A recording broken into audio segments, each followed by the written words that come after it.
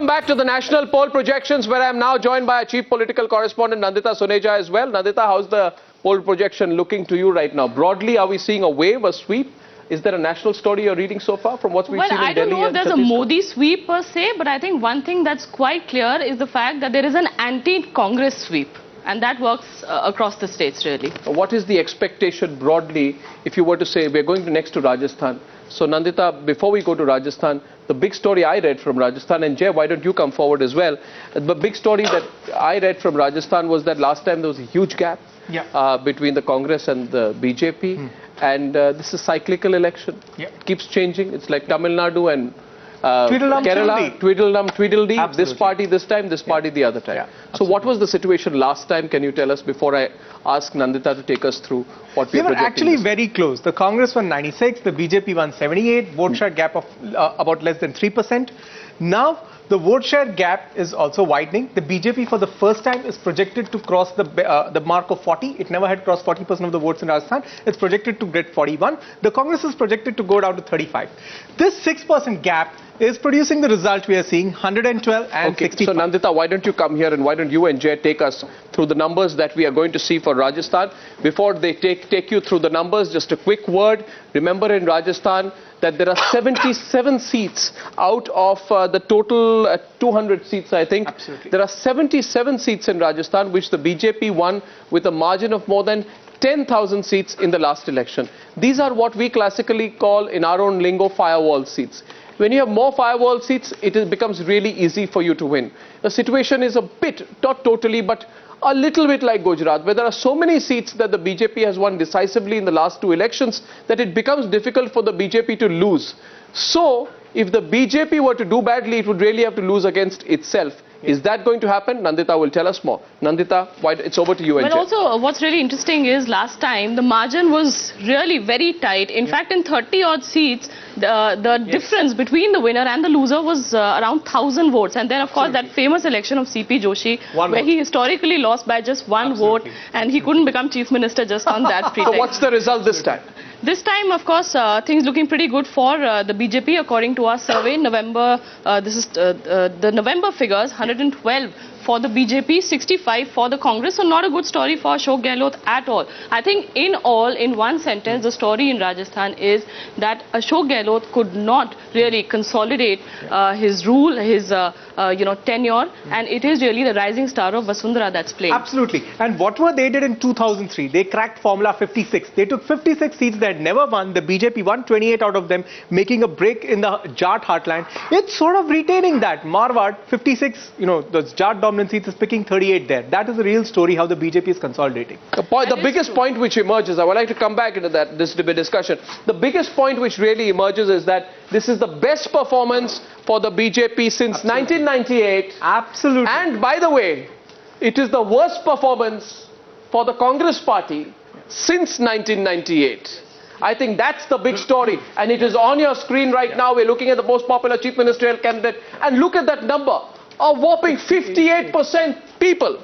This is the kind of popularity rating that, even Mr. Narendra Modi would envy. A 58% positive popularity rating for Chhattisgarh. I mean, what was the BJP doing the last time that it did not project her as a chief ministerial candidate? They really lost against themselves. Absolutely. When you have this kind of popularity, you got your party backing you, and you have 25 seats out of Rajasthan for the national kitty. This is one area which is greenfield area. This is only positive Not only that, for the BJP next time. And Vasundhara Raje India, we're predicting, is going to become an extremely important and influential player at the national level. Narendra Modi will depend more and more on her because this change in seats that goes in favor of, I know she's lost 6 seats since September 2013, but the gap is immense. The caveat is, if the vote share gap is 6% right now, if that accentuates and goes to 8 or 9%, I would stick my neck out and say a 2/3 majority for the BJP cannot be ruled out. 2/3 majority cannot be ruled out. 40%.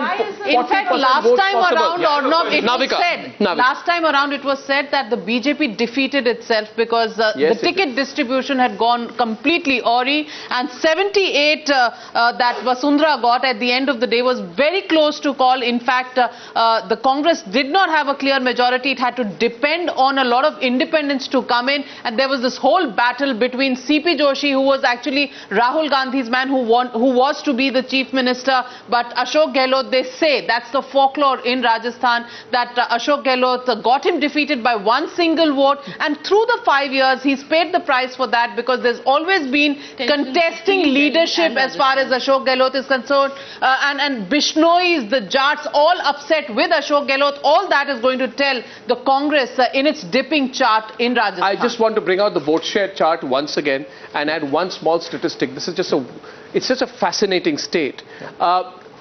With 1% difference in vote share, you can gain or lose 40 seats in the past. Yes. So, you know, historically, if you see this, when you've got a 6% gap between the, I don't know what the gap is this time. My information is 35-41. Yeah, this is just going to 2008. That's and if you compare the 2003 and 2008 election results, if you increase 1% in vote share of the Congress, leads to an increase of 40 seats. Right. So 6% gap between these two parties is huge. It's massive. And it can only be increased upon. So this is a big state. Responses from our panelists, is this what you were expecting? Yes, please. You know, if we see Vasundhara Raje's popularity chart, it has zoomed ahead. Yes, it has. Why are they losing seats, even 5 or 6 seats?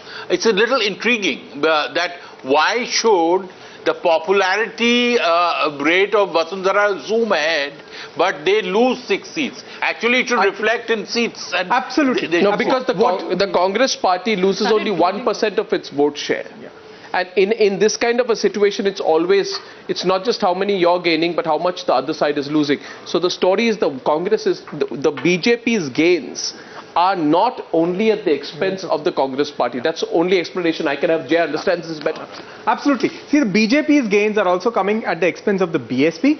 Secondly, there are a lot of regional spoilers to the east. Kirori Lal Meena, Mr. Baisla himself, which has upset the equations there. Yeah, I think we got Ms. Shukla, who's the spokesperson of the BJP in Rajasthan. Good evening, Ms. Shukla. You seem to be doing excellently in Rajasthan. We are projecting a total number of seats for you. 118 right now. At 118 right now. Clear win. But the gap is not that wide. It's only 3%. Your response to what you're seeing on our opinion polls, Ms. Shukla? First of all, it is undiluted pleasure to witness this. That is one. Secondly, I'm eagerly searching for my Congress counterpart. Otherwise, very verbose, very active or very active person or any other person from the Congress party, I don't see them here. I am failing to understand. They are not, Ms. Shukla. The Congress party had promised to send spokespersons to our channel, and we were informed at 4:15 this afternoon that the Congress party has decided to withdraw all its spokespersons from our show. Not very surprising. So this is where it stood. Thank you. Not very surprising, because just 2 days back, our Chief Minister, Mr. Gehlot, had mentioned that all these surveys, quote unquote, are bakwas. Yes. So, are you surprised at the numbers which we are showing here? The BJP seat share is set to fall compared to the last 2 elections. There is no drastic change in the vote shares of both the parties. Not drastic. In fact, the BJP crosses the 40%. So, do you think instead it would have been better if Vasundhara was made the chief ministerial candidate last time as well? Absolutely. See, first thing is, these figures are very technically concise and, practical, because they are not only translating the numbers, but the mood of the people of Rajasthan as well, the people's aspirations and their Janakakshas. The figures are absolutely translating the mood here in Rajasthan. The mood in Marwar, the mood in Dhundar, the mood in the eastern Rajasthan. I mean, I've moved with Shivraj Sankalp Yatra, and the figures that you are presenting are absolutely integrated versions of the moods and the, the Jana Bhavanas that were shown in these Shivraj Sankalp Yatras. Well, I thank you, Ms. Shukla, for joining us. That's the situation in Rajasthan. Let's quickly go to Madhya Pradesh, then we'll take a full round of the situation that we have. So the situation in Madhya Pradesh has been that we projected a gap of 4% between the Congress and the BJP last time. And I know that it has been projected by some polls that there's going to be this huge gap, a huge 7 or 8% margin for the BJP. With respect to utmost respect to what they are finding, we find that our poll to contrary result. We find actually that in Madhya Pradesh it's much closer, and Nandita will take you through along with Jay what we are showing in Madhya Pradesh. Over to you. Nandita. Well, Madhya Pradesh, I think the big story really is the fact that it is Shivraj Singh Chauhan versus the rest, versus the Congress, and many would say versus the BJP also. In fact, many say that the anti-incumbency which is in Madhya Pradesh is not really against the Chief Minister, but it is against certain ministers within the cabinet. And the way the ticket distribution has been done, it would seem, at least perception suggests, that that has been kept in mind. So what's the number we are looking at? 16 sitting MLAs have been denied tickets till now, including so what's the number? What are we projecting? Clearly a case of the state leadership versus each of the MLAs. Now that's leading to a very interesting number. That sort of an anti-incumbency is seeing the Congress narrowing the gap. In our survey 2 months ago, the gap was 4%, 40 versus 36. Now it's narrowed down to 3. Similar to Chhattisgarh, it's become 41 versus 38.